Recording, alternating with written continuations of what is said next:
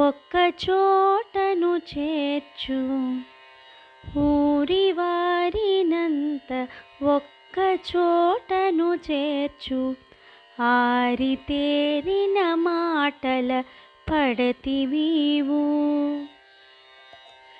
ఊరి వారినంత ఒక్క చోటను చేర్చు ఆరితేరిన మాటల పడతివీవు కోరిలే పెదనని మరచి నిద్రించావా కోరి లేపెదనని మరచి నిద్రించావా విరహంబు తీరా వ్రత స్నానమాచరించే విరహంబు తీరా వ్రత స్నానమాచరించే. మాటలాడుటలో మంచి నేర్పరితనము చాతుర్యము కలిగి అందరితో కలిసి అందరినీ కలుపుకొని అందరినీ ఒక్క మాట మీద నిలుచున్నట్లు ఒక్క చోట చేర్చగలిగిన ఈ 9వ గోపికను మేల్కొల్ప ఆండాళ్ తల్లి ఈరోజు ప్రయత్నిస్తున్నది. ఈ గోపబాలిక మీరందరూ హాయిగా నిద్రించండి, నేను వేకువజామున వచ్చి మిమ్ము లేపుతాను, అందరము కలిసి కృష్ణుని చేరుదాము అని మాట ఇచ్చింది. కాని అది మరచిందేమో, హాయిగా తాను నిద్రిస్తోంది. మానసికంగా భగవత్ ప్రేమానురాగాలు పొందగల యోగిని ఈ గోపిక. ఆమెను మేల్కొల్పవలెనంటే మనకు కూడా ఆమెకు సరి అయిన శక్తిని ప్రసాదింపమని కోరుకోవడం మన లక్ష్యం. అందరితో కలిసి ఆనందంగా ఉండాలంటే మొదట భగవద్ అనుగ్రహమైన అనుభవజ్ఞుల ఉపదేశాలను శ్రవణం చేయాలి. దాని ద్వారా రాగద్వేషాలు అంతరిస్తాయి. శ్రవణం చేసిన నామ వైశిష్ట్యాన్ని కీర్తన చేయాలి.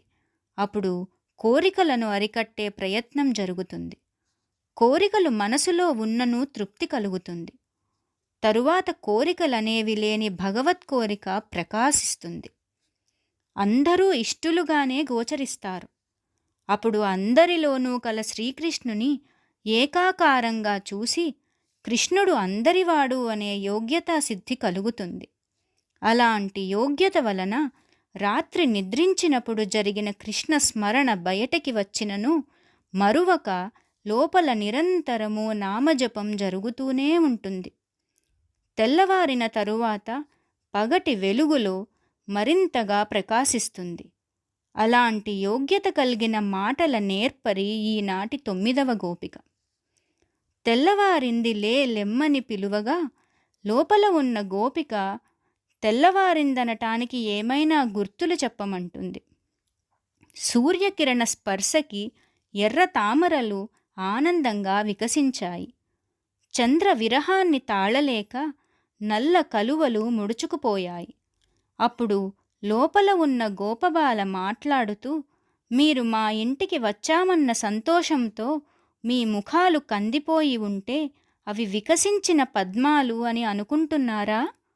ఎంతసేపు పిలిచినా నేను బయటకి రాలేదనే బాధతో కళ్ళు మూసుకున్నారు గదా, దానిని చూసి నల్ల కలువలుగా భ్రాంతి చెందుతున్నారు, కానీ ఇంకా తెల్లవారలేదు అని అంటున్నది.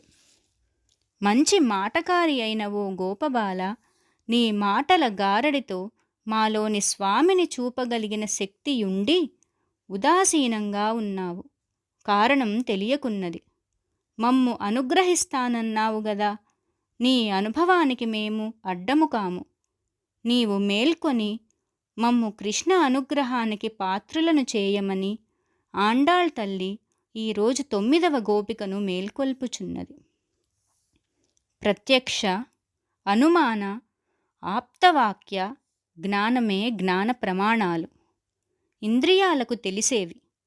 ప్రత్యక్షాన్ని బట్టి అనుభవాలతో కలిగిన ఊహ విశ్వాసపాత్రులు బాగుకోరి పలికేది వేదములు అనగా వేదాంతము.